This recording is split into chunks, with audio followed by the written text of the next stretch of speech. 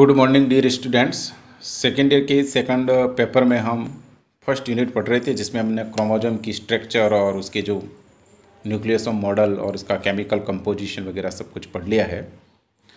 अब हमारा इसी यूनिट से नेक्स्ट पॉइंट है एक्स्ट्रा क्रोमोसोमल इनहेरिटेंस, अतिरिक्त गुणसूत्रीय वंशागति। सबसे फर्स्ट हम इस जो वर्ड है इसको हम थोड़ा अच्छी तरह से समझते हैं। एक्स्ट्रा क्रोमोसोमल इनहेरिटेंस, अतिरिक्त गुणसूत्रीय वंशागति। तो यहाँ पर सबसे फर्स्ट हम देखेंगे कि वंशागति क्या होती है, इनहेरिटेंस क्या होता है। छोटी कक्षा में आपने पढ़ा होगा। इनहेरिटेंस का मतलब होता है लक्षणों का एक पीढ़ी से दूसरी पीढ़ी में जाना। माता पिता के लक्षणों का संतान में जाना इनहेरिटेंस या वंशागति कहलाता है। अब ये जो लक्षण हैं एक पीढ़ी से दूसरी पीढ़ी में जा रहे हैं, इनको कौन ले जाता है? तो इन लक्षणों को एक पीढ़ी में से दूसरी पीढ़ी में ले जाने का काम जनरली क्रोमोसोम करते हैं, गुणसूत्र करते हैं। तो इसलिए हम जनरली वंशागति को क्रोमोसोमल वंशागति या गुणसूत्रीय वंशागति बोलते हैं, क्योंकि हमारे अधिकतर लक्षणों का एक पीढ़ी से दूसरी पीढ़ी में स्थानांतरण, ट्रांसफ़र जो होता है, माता पिता के लक्षणों का संतानों में जो स्थानांतरण होता है वो गुणसूत्र के द्वारा होता है। इसलिए ये जो वंशागति होती है इसको हम गुणसूत्रीय वंशागति या क्रोमोसोमल इनहेरिटेंस कहते हैं। लेकिन अगर वंशागति गुणसूत्र के अलावा किसी अन्य पदार्थ से हो और जो कि केंद्र के बाहर स्थित हो, जो कि गुणसूत्र के अलावा हो और केंद्र के बाहर स्थित हो, अगर ऐसे पदार्थ से वंशागति हो रही हो तो गुणसूत्र के अलावा किसी पदार्थ से वंशागति हो रही है तो इसको हम अतिरिक्त गुणसूत्रीय वंशागति कहेंगे, एक्स्ट्रा क्रोमोसोमल इनहेरिटेंस बोलेंगे, क्योंकि वो इनहेरिटेंस, वो वंशागति जो हो रही है वो गुणसूत्र के अलावा, क्रोमोसोम के अलावा किसी अन्य पदार्थ से हो रही है, इसलिए हम क्या बोलेंगे इसको एक्स्ट्रा क्रोमोसोमल इनहेरिटेंस। क्लियर हुआ आपको? ये समझ में आया कि एक्स्ट्रा क्रोमोसोमल इनहेरिटेंस क्या है? एक्स्ट्रा क्रोमोसोमल इनहेरिटेंस का मतलब होता है कि जनरली जो इनहेरिटेंस होता है वो क्रोमोसोम से होता है। अगर कोई इनहेरिटेंस क्रोमोसोम के अलावा किसी अन्य पदार्थ से हो रहा हो तो इसको हम एक्स्ट्रा क्रोमोसोमल इनहेरिटेंस कहते हैं। ये तो इसका मीनिंग हो गया, डेफिनेशन हो गया एक्स्ट्रा क्रोमोसोमल इनहेरिटेंस का। अभी हम ये देखते हैं कि जो हमारा सामान्य इनहेरिटेंस है, सामान्य वंशागति है, जिसे हम गुणसूत्रीय वंशागति कहते हैं, उसमें और आपके अतिरिक्त गुणसूत्रीय वंशागति एक्स्ट्रा क्रोमोसोमल इनहेरिटेंस, इन दोनों में मेन अंतर क्या है, दोनों के क्या मुख्य लक्षण हैं? तो सामान्य जो वंशागति होती है, जो क्रोमोसोमल इनहेरिटेंस है जिसे हम जानते हैं, वो उसमें एक मेल और एक फीमेल, इन दोनों के कैरेक्टर जो होंगे वो फ्यूज्ड होते हैं और फिर जाइगोट बनता है और जाइगोट से नई संतति बनती है। सेक्सुअल रिप्रोडक्शन की बात कर रहे हैं हम। तो सामान्य वंशागति में पहला लक्षण ये होता है कि इसमें अगर रेसिप्रोकल क्रॉस करवाया जाए तो उसमें जो रिजल्ट होगा वो आइडेंटिकल होगा।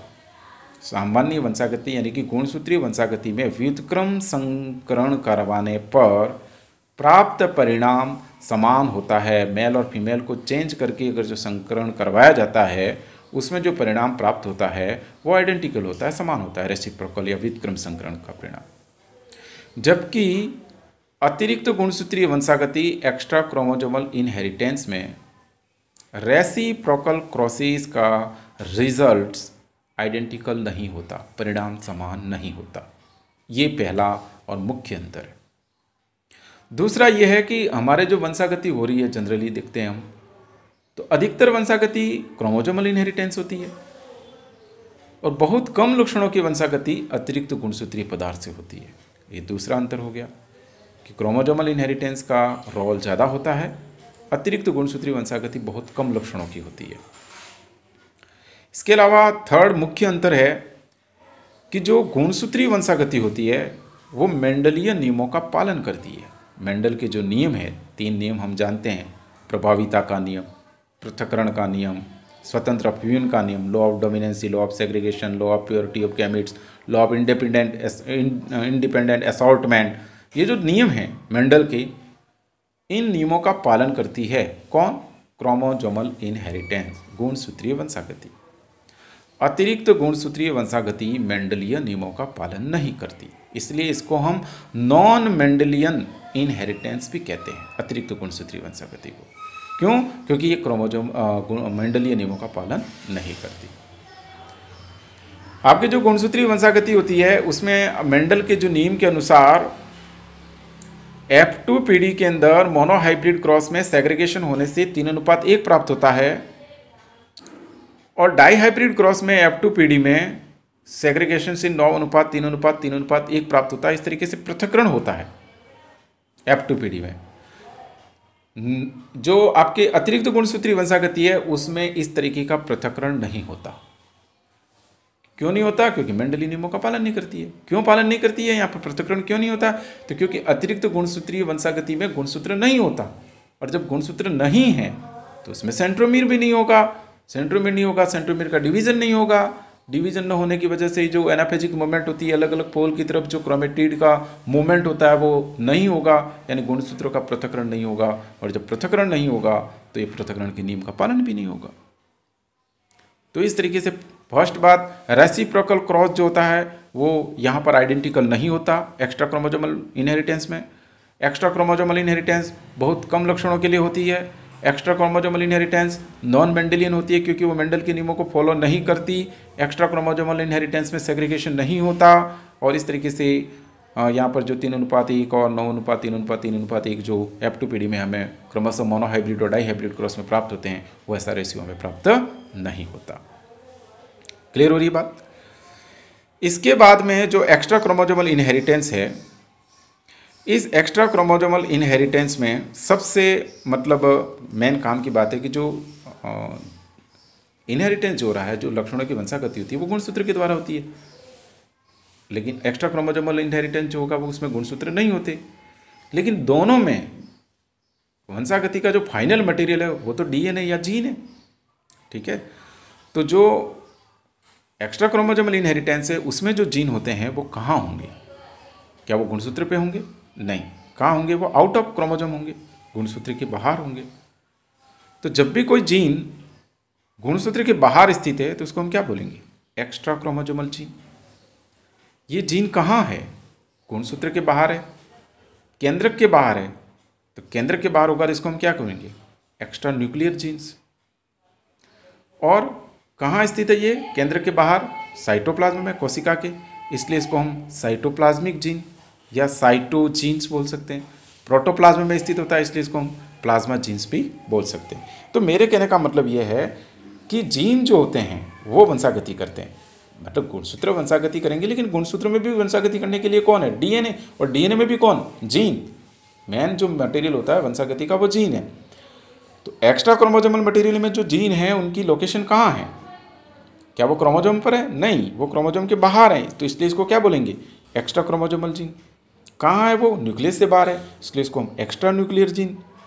कहाँ है वो? साइटोप्लाज्म में, इसलिए इसको हम साइटोप्लाज्मिक जीन या साइटोजीन्स या प्रोटोप्लाज्मिक जीन या प्लाज्मा जीन्स बोलते हैं।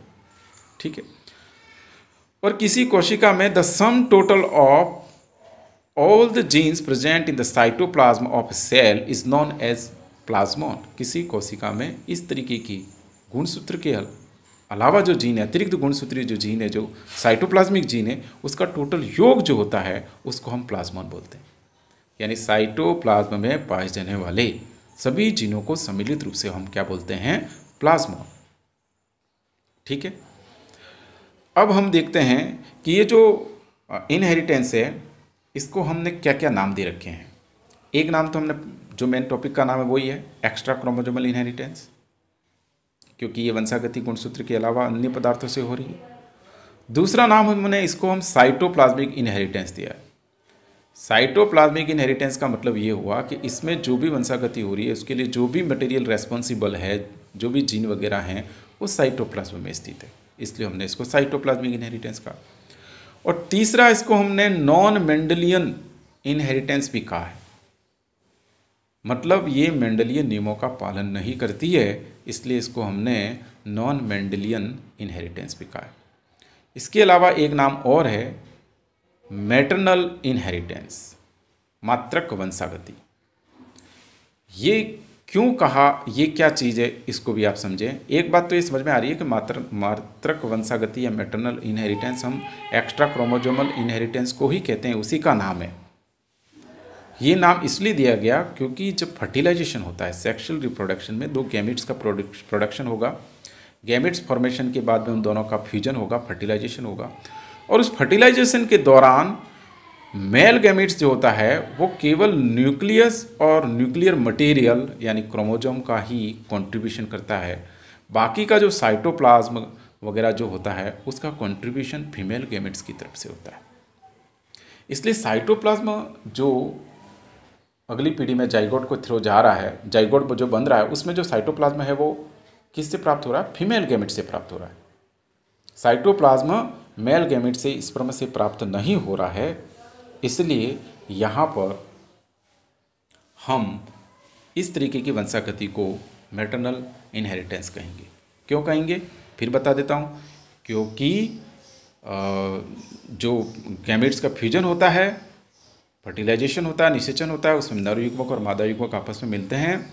तो नर युग्मक केवल केंद्रकीय पदार्थों का योगदान देता है, और जो साइटोप्लाज्म जो होता है, कोशिका द्रव्य जो होता है, वो फीमेल गैमेट से प्राप्त होता है। और जब हम साइटोप्लाज्म का इनहेरिटेंस पढ़ रहे हैं तो साइटोप्लाज्म प्राप्त किससे हुआ? फीमेल गैमेट से प्राप्त हुआ। तो फिर ये फीमेल की तरफ से आ रहे हैं लक्षण। मेल का तो कोई रोल है नहीं, क्योंकि मेल से तो साइटोप्लाज्म मिला ही नहीं है। साइटोप्लाज्म हमें फीमेल से मिला है, क्यों? साइटोप्लाज्म जो होता है वो ओवम से मिलता है, क्योंकि उसकी सेल बड़ी होती है, उसमें ही साइटोप्लाज्म होता है। ठीक है ना? तो इसलिए इस प्रकार की वंशागति को हम मैटरनल इनहेरिटेंस भी कह सकते हैं। ओके, तो ये होगी बेसिक कैरेक्टरिस्टिक्स आपके एक्स्ट्रा क्रोमोजोमल इनहेरिटेंस की, और क्रोमोजोमल और एक्स्ट्रा क्रोमोजोमल इनहेरिटेंस में क्या क्या डिफरेंसेस है मेन, वो हो गया।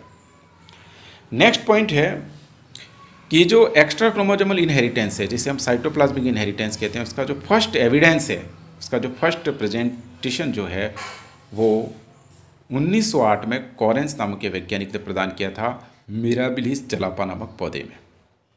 मिराबिलिस जलापा के क्लोरोप्लास्ट प्लास्टिड के वंशागति में सबसे पहले किसने बताया? कॉरेंस ने। उसी के साथ बोर ने पेलार्गोनियम जोनेली में भी इस साइटोप्लाज्मिक वंशागति का सबसे पहले उल्लेख किया था। तो इस तरीके से हमने देखा कि साइटोप्लाज्मिक इनहेरिटेंस का जो सबसे पहले उल्लेख है वो कॉरेंस ने मिराबिलिस जलापा में, और बोर ने पेलार्गोनियम जोनेली में 1908 में किया। ठीक है। अब ये जो नॉन मेंडेलियन इनहेरिटेंस है, साइटोप्लाज्मिक इनहेरिटेंस है, उसको हम 3 ब्रॉड कैटेगरीज में क्लासिफाइड कर सकते हैं। अतिरिक्त गुणसूत्रीय वंशागति को हम 3 मेजर श्रेणियों में विभेदित कर सकते हैं। उसमें से जो फर्स्ट श्रेणी है, those related to cellular structure and patterns. पहली श्रेणी वो है जिसके अंतर्गत वंशागति सेलुलर स्ट्रक्चर और उसके पैटर्न के द्वारा होती हो।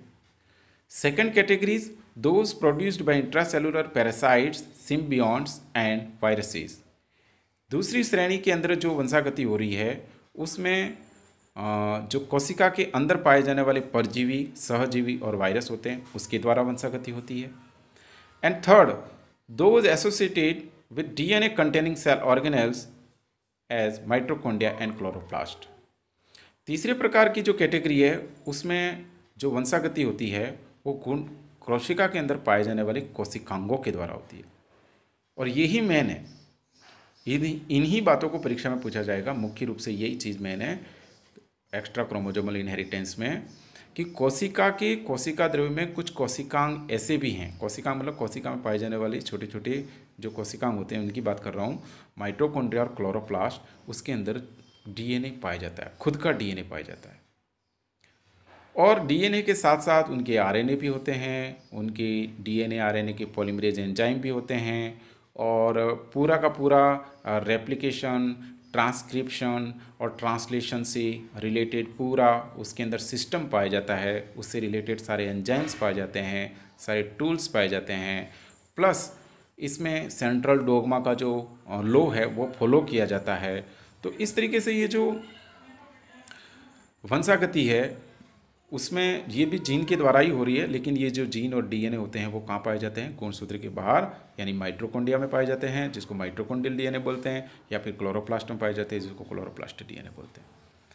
तो अभी हमने क्या देखा कि जो नॉन मेंडेलियन इनहेरिटेंस है, साइटोप्लाज्मिक इनहेरिटेंस है, उसको हम 3 ब्रॉड कैटेगरीज में क्लासिफाइड करते हैं। फर्स्ट के अंदर सेलुलर स्ट्रक्चर और उसके पैटर्न के द्वारा वंशागति, दूसरे के अंदर इंट्रासेलुलर जो पैरासाइट है, सहजीवी, परजीवी और वायरस पाए जाते हैं उसके द्वारा वंशागति, और तीसरे के अंदर कोशिका में पाए जाने वाले ऐसे कोशिकांग जिसके अंदर डीएनए होता है, जैसे माइटोकॉन्ड्रिया और क्लोरोप्लास्ट, इनके द्वारा वंशागति। अब ये माइटोकॉन्ड्रिया और क्लोरोप्लास्ट से किस प्रकार वंशागति होती है, और एक्स्ट्रा क्रोमोजोमल इनहेरिटेंस क्या क्या सिग्निफिकेंस है, क्या मेजर मेन क्लासिकल एग्जाम्पल है, उसको हम नेक्स्ट वीडियो में देखते हैं। थैंक्स।